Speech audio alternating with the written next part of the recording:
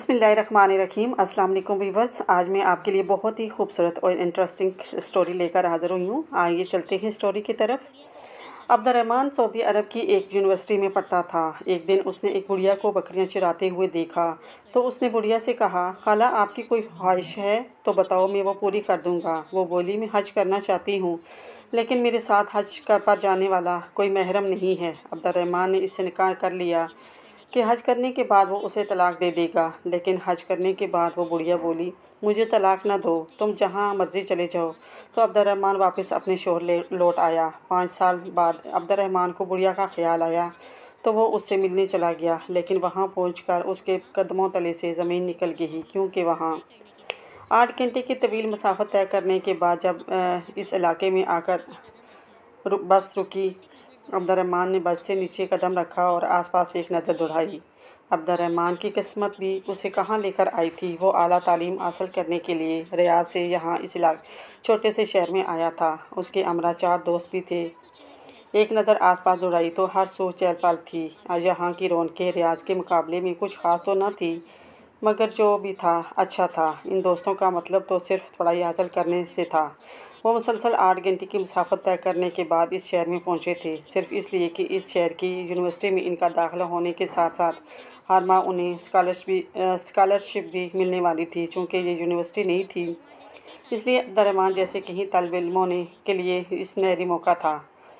चंद रोज़ बाद ही पढ़ाई शुरू हो गई। शुरू में पढ़ाई का बोझ कुछ ज़्यादा नहीं होता। यही वजह थी कि अब्दुर्रहमान खुद को पढ़ाई में मसरूफ़ रखने के बावजूद भी अपने घर वालों को याद करने लगा था। घर में माँ बाप और छोटी बहन ही थी, जिनकी कमी उसे यहाँ आकर शदीद महसूस होने लगी थी। अभी भी वो इनसे फ़ोन पर बात करने के बाद यूँ ही बैठा बोर होने लगा तो सोचने लगा कि बाहर का चक्कर लगाया जाए। दोस्त भी खुशगपियों में मसरूफ़ थे, मगर वो अक्सर ज़्यादा देर तनहा ही रहना पसंद करता था। अब्दुर्रहमान अपने हॉस्टल से बाहर निकल आया और यूँ ही इस शहर में घूमने फिरने लगा। पहले तो शहर की रौनकें और रंगीनियाँ देखता रहा, फिर यूँ ही चलते चलते शहर की रंगीनियों से हटकर एक कच्चे से रास्ते की जानिब जाने लगा, जहाँ पर हर सू सब्ज़ा ही सब्ज़ा था। आसपास के ही लोग आ जा रहे थे। बच्चे के खुली ज़मीनों पर खेल कूद में मसरूफ़ थे कि तभी अब्दुर्रहमान को एक जानिब से छोटी सी सड़क से एक खातून आती हुई दिखाई दी। न चाहते हुए भी वो इस खातून को देखने लगा, जो कि औरत बूढ़ी थी। सर के बाल इसके सफ़ेद हो चुके थे, मगर इसके बावजूद बड़े ही सलीके से उसने अपने सर पर दुपट्टा ओढ़ रखा था। हाथ में एक लाठी थामे वो अपनी बकरियों को एक कतार में आगे की जानिब लेकर जा रही थी। इतनी ज़्यादा बकरियों का रेवड़ और वो अकेली जान, इन सब को लाठी से इशारा करती एक जानिब को लेकर जा रही थी। वो मंज़र बहुत कुछ ऐसा था कि अब्दुर्रहमान वहीं पर रुक कर देखने लगा। वहाँ पर आसपास सिवाय इसके और कोई भी मौजूद नहीं था। वो बकरियां भी जैसे इसका हर हुक्म मान रही थी। वो अगर कहती कि इस तरफ चलो, तो बकरियां तो जैसे किसी इंसान की तरह इसकी हर एक बात पर अमल करती इसी जानिब रुख कर दिया करती थी। अब्दुर्रहमान बागौर इस औरत को वहीं पर कुछ दूरी पर खड़ा देखने लगा। ऐसा नहीं था कि वो कुछ गलत सोचने वाला शख्स था या नीयत में खोट थी। दर हकीकत अब्दुर्रहमान की नज़रें न जाने इसके चेहरे में क्या खोज रही थी। बेसाख्ता इसका ध्यान बूढ़ी और ख़ातून की जानब गया। बूढ़ी औरत इस उम्र में ये सारे काम करती फिर रही थी। न जाने उसका कोई वली वारिस था भी कि नहीं, जो खुद अकेले ही ये सारी जिम्मेदारियां उठा रही थी। कुछ ही देर बाद वो अपनी बकरियों को लिए एक छोटे से घर की जानब चल दी, जिसकी चारदीवारी इस कदर छोटी थी कि वो घर के अंदर चली गई। इसके बावजूद वो दिखाई दे रही थी। बूढ़ी औरत ने अपनी बकरियों को एक जानिब बांधा और फिर अंदर कमरे में चली गई। तभी एक शख्स वहां से गुजरा, जो कि इसी इलाके का रहने वाला था। अब्दुर्रहमान इससे पूछने लगा कि भाई, ये बूढ़ी औरत क्या इस मकान में अकेली रहती है? उसका शोहर या बेटा भाई किधर हैं? ये सुनकर वो शख्स गहरी सांस खारिज करके बोला, अरे भाई, अब क्या बताएं तुम्हें? अब तुम पूछ ही रही हो तो सुनो। मैं खुद बच्चा था, तब से उसे अकेला ही यहाँ पर देख रहा हूँ। ये खातून 18 साल की थी जब शादी होकर इस इलाके में रहने के लिए आई थी। उसका शोहर बड़ा ही नेक और खुदातर्स किस्म का शख्स था। सारे गांव में इनकी बड़ी इज्जत थी, मगर शादी के चंद हफ्तों बाद ही इस खातून का शोहर वफात पा गया। सास ससुर तो सर पर मौजूद न थे। आसपास के लोगों ने तो ये कहकर जीना आराम कर दिया कि देखो तो कैसी मनहूस निकली, आते ही अपने शोहर को खा गई। मगर चंद रोज़ बाद ये खबर भी सामने आई कि ये खातून हामला है। ये खबर इन खातून के लिए बड़ी ही खुशी की खबर थी, कि इनके शोर की निशानी इसके पास आने वाली है, मगर यहाँ पर भी इन लोगों ने उन्हें चैन नहीं लेने दिया। तरह तरह की बातें होने लगी। लोग उन्हें बुरा समझने लगे, कहने लगे कि ये खातून भला कैसे हामला हो सकती है, इसके शोर को मरे हुए तो वक्त बीत गया चुका है। ऐसी बातें सुन सुनकर तो वो खातून रोती रहती, अपने घर से बाहर निकलना भी छोड़ दिया। और फिर ये खबर मिली कि इस खातून का होने वाला बच्चा वक्त से पहले ही मर चुका है। उसके बाद कई लोग आए गए, कई लोगों के सब अपनी अपनी ज़िंदगियों में मसरूफ़ हो गए हैं, मगर बूढ़ी खातून यूँ ही तनहा इस गांव में अपनी बकरियों के साथ रहने लगी। कितनी ही देर अब्दुर्रहमान वहाँ पर खड़ा इस खातून के घर को देखता रहा, जो इस घर के सारे काम अकेले ही कर रही थी। बहरहाल वक्त काफ़ी बीत चुका था, इसलिए वो अपने हॉस्टल में आ गया। चंद रोज़ बाद वो दोबारा शाम के वक्त चहलकदमी के लिए निकला तो एक मरतबा फिर इस रास्ते से इसका गुज़र हुआ। वो बूढ़ी खातून उससे एक मरतबा फिर नज़र आई। उसके दिल में इस खातून के लिए एक अजीब सी इंसानियत पैदा हो गई। उसका दिल चाहा कि वो जाकर इस बूढ़ी खातून से बात करे, उससे इसके बारे में पूछे, मगर ये सोचकर कदम रोक लिए कि वो खातून क्या सोचेगी। ना ही वो इसका कोई रिश्तेदार है और ना ही कोई जान पहचान।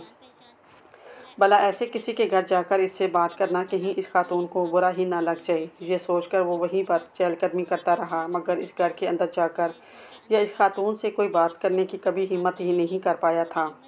मौसम बदला तो साथ ही बारिशें भी शुरू हो गई। उस रात अब्दुर्रहमान अपने हॉस्टल में ही सो रहा था जब बड़ी देर तक बादल गरजते रहे और फिर ज़ोरों शोर से बारिश की आवाज़ आने लगी। उसकी आंख खुल चुकी थी। वो उठा और उठकर खिड़की से बाहर का मंजर देखने लगा।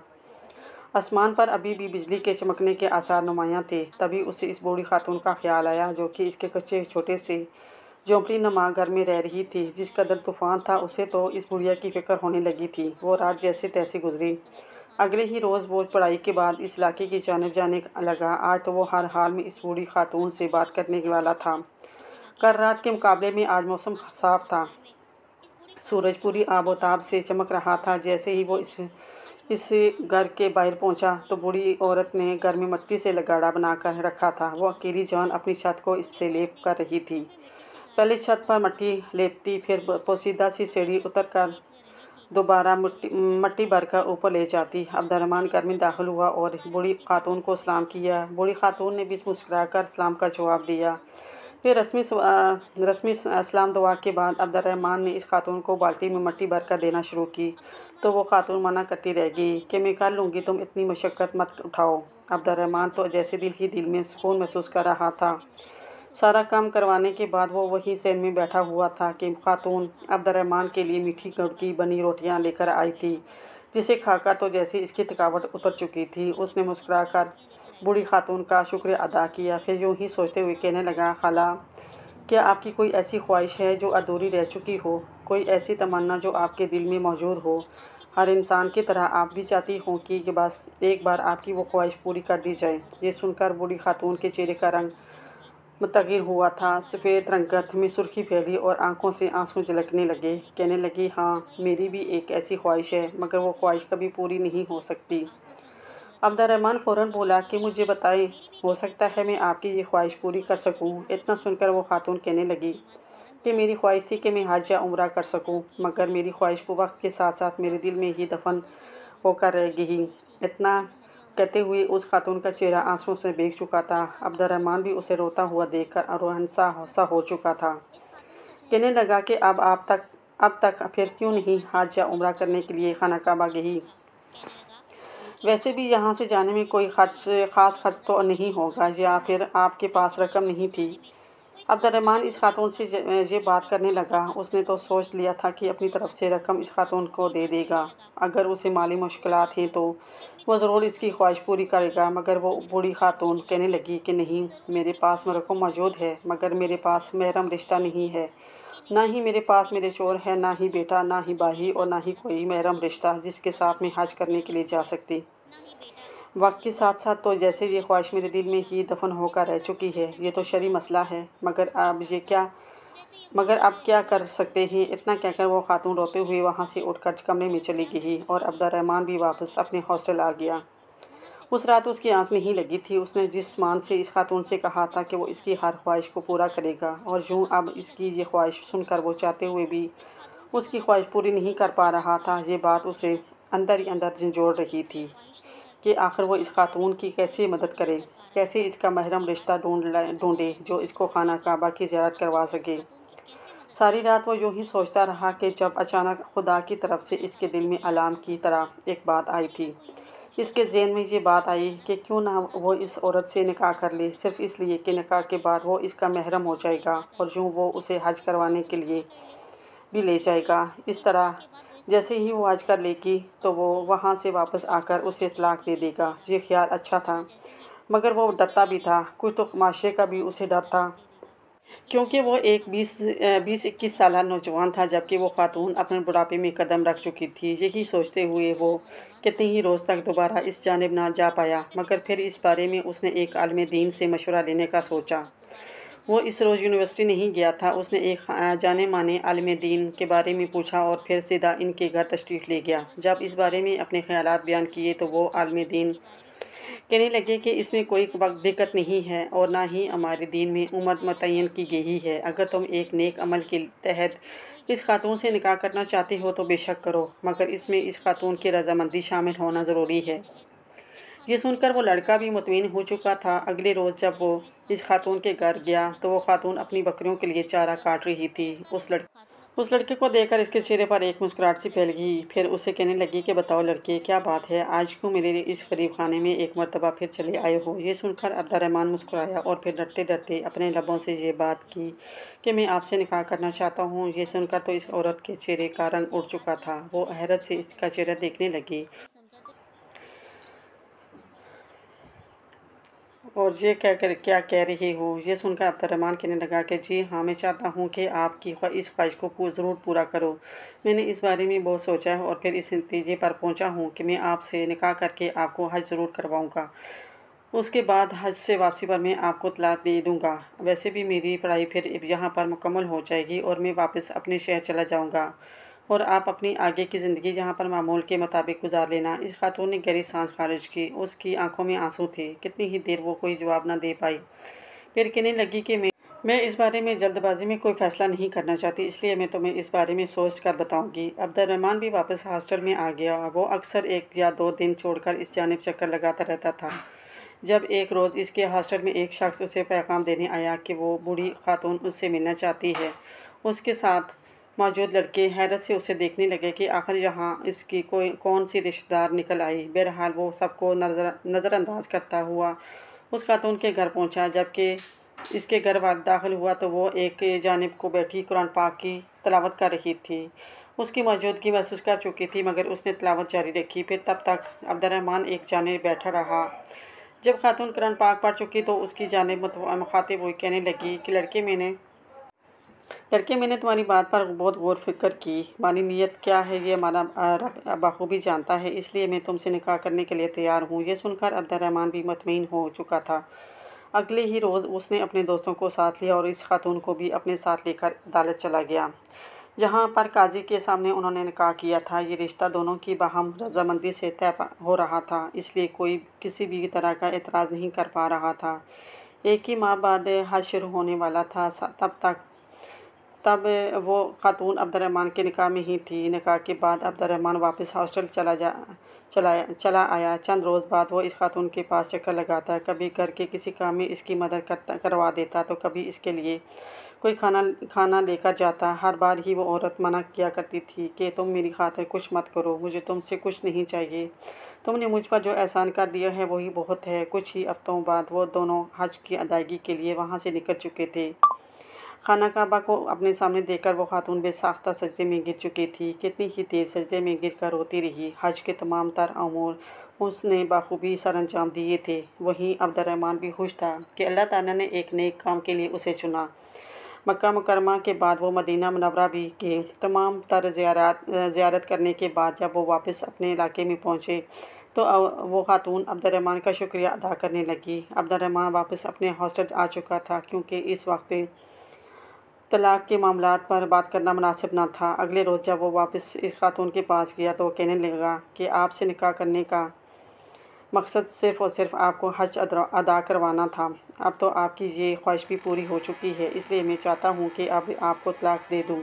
ये सुनकर उस खातून का चेहरा मुतग़य्यर हुआ था। कहने लगी कि मुझे तलाक देना ज़रूरी तो नहीं है। मैं तो तुम्हारी ज़िंदगी में कहीं भी कोई रुकावट नहीं डाल रही, ना ही तुमसे अपना खर्च मांग रही हूँ या किसी भी तरह की कोई डिमांड कर रही हूँ। तुम चाहो तो यहाँ से वापस चले जाओ, दोबारा यहाँ पर कभी लौट कर ना आना। ये जाकर शादी करो, अपना घर बसाओ, कल को तुम्हारी बीवी बच्चे होंगे। मुझे किसी से कोई शिकायत नहीं, ना ही तुमसे। और अरे तुम्हारा तो मुझ पर बहुत एहसान है, मगर एक और एहसान मुझ पर कर दो कि मुझे तलाक मत दो। मैं अपनी आगे की ज़िंदगी तुम्हारी निकाह में गुजारना चाहती हूँ।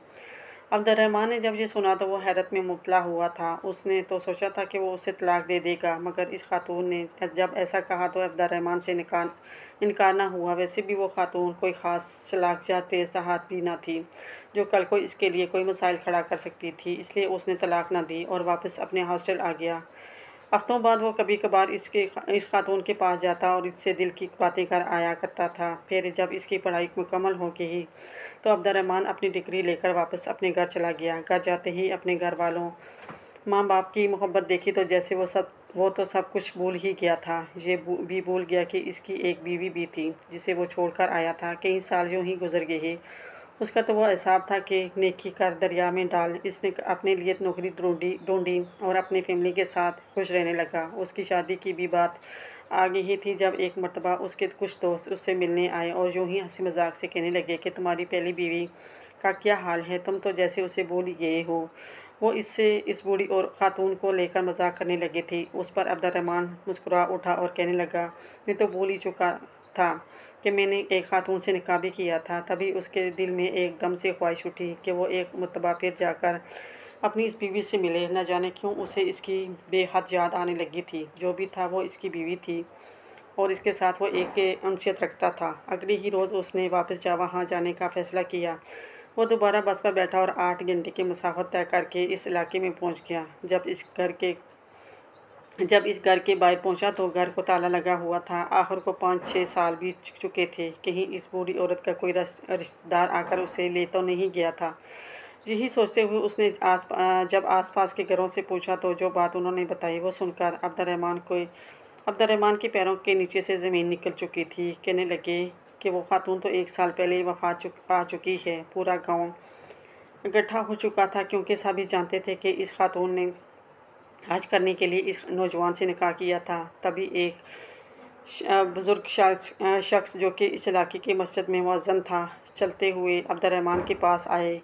कहने लगे कि ये लो तुम्हारे अमानत। अब्दुर्रहमान ने जब देखा तो वो चाबी थी उस खातून के घर की।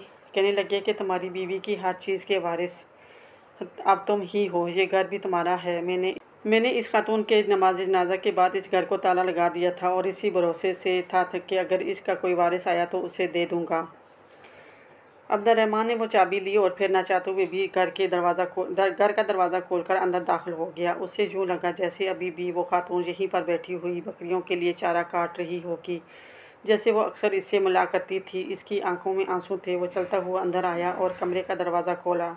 कमरे में मौजूद तमाम चीज़ें जूं की त्यों पड़ी थी। जब इसकी नज़र एक बैग पर पड़ी, उसने जैसे ही बैग खोला तो इसमें कुछ कपड़ों के साथ कुछ कागजात भी मौजूद थे। वो कागजात एक ज़मीन के थे जिसके साथ एक तहरीर भी लिखी थी कि मेरे बाद मेरी इस ज़मीन का मालिक मेरा शोहर होगा। ये पढ़कर तो अब्दुर्रहमान के होश फना हुए थे।